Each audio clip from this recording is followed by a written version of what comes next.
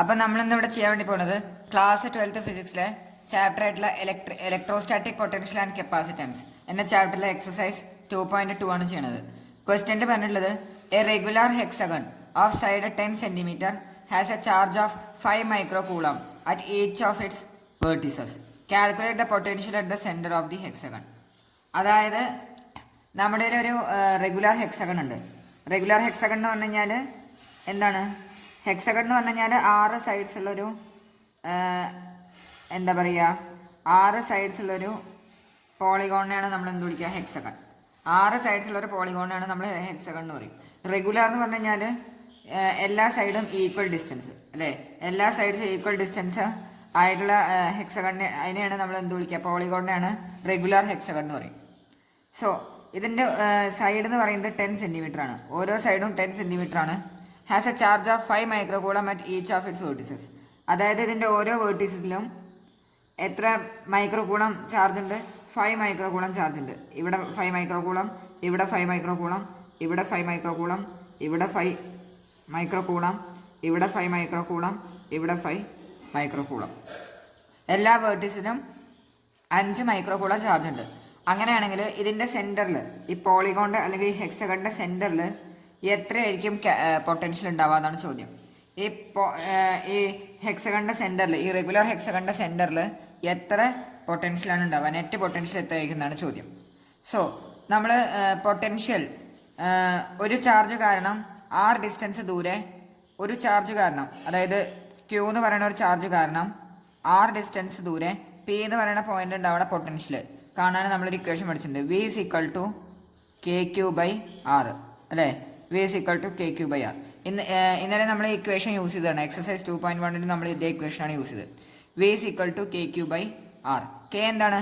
K എന്ന് പറയുന്നത് universal electric constant അല്ലേ? യൂണിവേഴ്സൽ അല്ല, അത് എന്തിനെ ഡിപ്പെൻഡ് ചെയ്യും? മീഡിയത്തിനെ ഡിപ്പെൻഡ് ചെയ്യും. ഇലക്ട്രിക് കോൺസ്റ്റന്റ് എന്ന് പറഞ്ഞാൽ മതി. Q എന്ന് പറഞ്ഞാൽ എന്താണ്? ചാർജ്. R എന്ന് പറഞ്ഞു കഴിഞ്ഞാൽ distance between the charge and നമ്മൾ ഏത് പോയിന്റിൽ ഇലക്ട്രിക് ഫീൽഡാണോ അല്ല ഇലക്ട്രിക് പൊട്ടൻഷ്യലാണോ കാണുന്നത് ആ പോയിന്റിലേക്കുള്ള ഡിസ്റ്റൻസ്, അതാണ് R അല്ലേ? K എന്ന് പറയുന്നത് ഇലക്ട്രിക് കോൺസ്റ്റന്റ്, Q എന്ന് പറയുന്നത് ഏത് ചാർജ് ആണോ നമ്മൾ ഏത് ചാർജ് കാരണം അവിടെ പൊട്ടൻഷ്യലാണോ കാണുന്നത് ആ charge whole divide by R എന്ന് പറയുന്നത് ഡിസ്റ്റൻസ്. സോ ഈ ഇക്വേഷനാണ് നമ്മളിവിടെ എന്ത് ചെയ്യണത്? യൂസ് ചെയ്യണത്. അപ്പോൾ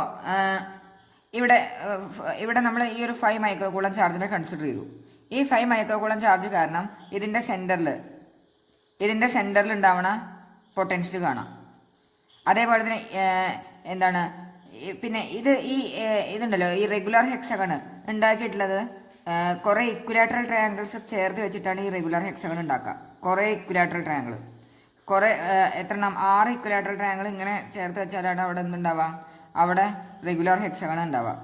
ഇതെല്ലാതും എന്താണ്? ഇക്വിലാറ്ററൽ ട്രയാങ്കിൾ ആണ്. ഇക്വിലാറ്ററൽ ട്രയാങ്കിൾ എന്ന് പറഞ്ഞാൽ ആ ട്രയാങ്കിളിൻ്റെ 3 സൈഡും എന്തായിരിക്കും? ഈക്വൽ ആയിരിക്കും ഉണ്ടാവുക. ട്രയാങ്കിളിൻ്റെ 3 സൈഡും ഈക്വൽ ആയിരിക്കും. ഇതിൻ്റെ ഓരോ സൈഡ് എന്ന് പറയുന്നത് 10 സെൻറ്റിമീറ്റർ ആണ് അല്ലേ? ഓരോ സൈഡ് 10 സെൻറ്റിമീറ്റർ ആണ്. 10 10 10 എല്ലാ സൈഡും 10 ആണ് അല്ലേ? അങ്ങനെയാണെങ്കിൽ ഈ സൈഡ് എത്ര വരും? 10 വരും. ഇതും 10 വരും. എല്ലാതും ഉണ്ടാക്കിയിട്ടുള്ളത് എന്താണ്? എന്തുകൊണ്ടാണ്? ഇക്വിലാറ്ററൽ ട്രയാങ്കിൾ ആണ്. 6 ഇക്വിലാറ്ററൽ ട്രയാങ്കിൾ ഇങ്ങനെ ചേർത്ത് വെച്ചിട്ടാണ് ഇത് ഉണ്ടാക്കിയിട്ടുള്ളത്. ഇക്വിലാറ്ററൽ ട്രയാങ്കിളിൻ്റെ പ്രത്യേകത എന്താണ്? 3 സൈഡും, ഒരു ഇക്വിലാറ്ററൽ ട്രയാങ്കിളിൻ്റെ 3 സൈഡും ഈക്വൽ ആയിരിക്കും. അത് കാരണം ഇത് 10 ആണെങ്കിൽ ഇതും 10 വരും, ഇതും 10 വരും. അതുപോലെ ഇത് 10 ആണെങ്കിൽ ഇതും 10 വരും, ഇതും 10 വരും. അങ്ങനെയാണ് വരാം. സോ അപ്പോൾ നമ്മൾ ഈ ഒരു ചാർജിനെ കൺസിഡർ ചെയ്തു, 5 മൈക്രോ കൂളം ചാർജ്. ഇത് ഈ സെൻറ്ററിൽ ഉണ്ടാക്കണ ഇലക്ട്രിക് പൊട്ടൻഷ്യൽ എത്ര വരും?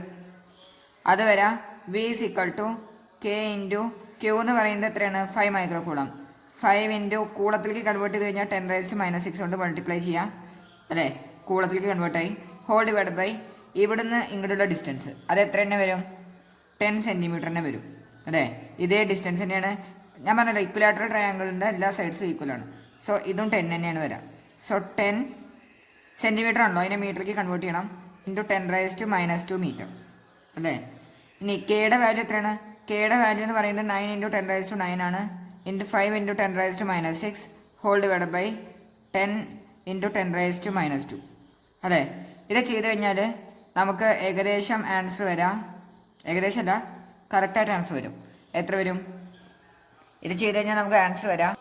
അപ്പോൾ ഇത് ചെയ്ത് കഴിഞ്ഞാൽ നമുക്ക് ആൻസർ വരാം 45000. ഇതാണ് ആൻസർ കിട്ടുക. ഇത്ര വോൾട്ട്. അല്ലെങ്കിൽ നമുക്ക് തന്നെ 4.5 ഇൻറ്റു 10⁻²1 2 3 4 5 വോൾട്ട് എന്ന് എഴുതാം അല്ലേ. 4.5 ഇൻറ്റു 10⁻5 അതെ 4.5 ഇൻറ്റു 10⁻5 വോൾട്ട് എന്ന് കിട്ടും. ഇത് എന്ത് കാരണം ഉണ്ടാവേണ്ടതാണ്? ഒരു ചാർജ് കാരണമാണ് അല്ലേ. ഒരു ചാർജ് കാരണം ഉണ്ടാവേണ്ടതാണ് ഈ പോയിന്റിൽ. അതേപോലെ എത്ര ചാർജ് ഉണ്ട്? 6 ചാർജ് ഉണ്ട്. സോ ഇതിനെ 6 കൊണ്ട് മൾട്ടിപ്ലൈ ചെയ്യുക. അതായിരിക്കും ഈ ഓരോ 5 മൈക്രോ കൂളം ചാർജ് കാരണം ഇതിൻ്റെ സെൻറ്ററിൽ ഉണ്ടാക്കണ ടോട്ടൽ നെറ്റ് എന്തുണ്ടാവുക? ഇലക്ട്രിക് പൊട്ടൻഷ്യൽ ഉണ്ടാവുക. കാരണം ഡിസ്റ്റൻസ് എല്ലാം സെയിം ആണ്. ഇതും 10 ഇതും 10 ഇതും 10 ഇതും 10 ഇതും 10 ഇതും 10. ഇക്കാരണം ഇക്വലാറ്ററൽ ട്രയാങ്കിൾ ആവുന്നുണ്ട്. അത് കാരണം നമുക്ക് എന്ത് ചെയ്താൽ മതി? നെറ്റ് പൊട്ടൻഷ്യൽ കാണാൻ വേണ്ടിയിട്ട് ഈ എല്ലാ ചാർജസും കാരണം ഈ സെൻറ്ററിൽ ഉണ്ടാവുന്ന നെറ്റ് പൊട്ടൻഷ്യൽ കാണാൻ വേണ്ടിയിട്ട് നമുക്ക് ഇതിനെ ടോട്ടൽ നമ്പർ ഓഫ് ചാർജസ്, ആകെ 6 ചാർജാണുള്ളത്, അതിനോട് എന്ത് ചെയ്യുക? മൾട്ടിപ്ലൈ ചെയ്യുക. So net potential due to all charges at the center of hexagon will be അല്ലേ. എത്ര വരും? V net equal to total എത്ര ചാർജ് ഉണ്ട്? 6 ചാർജ് ഉണ്ട്. 6 ഇൻറ്റു വി. വി എന്ന് പറയുന്നത് ഒരു ചാർജ് കാരണം ഉണ്ടാവും. 4.5 ഇൻറ്റു 10⁻5. അപ്പോൾ ഇത് മൾട്ടിപ്ലൈ ചെയ്ത് കഴിഞ്ഞാൽ നമുക്ക് ഏകദേശം ആൻസർ വരാം. അപ്പോൾ ഇത് ചെയ്ത് കഴിഞ്ഞാൽ നമുക്ക് ഏകദേശം ആൻസർ വരാം, ഏകദേശം അല്ല കറക്റ്റ് ആൻസർ വരാം 2700000 എന്ന് വരാം.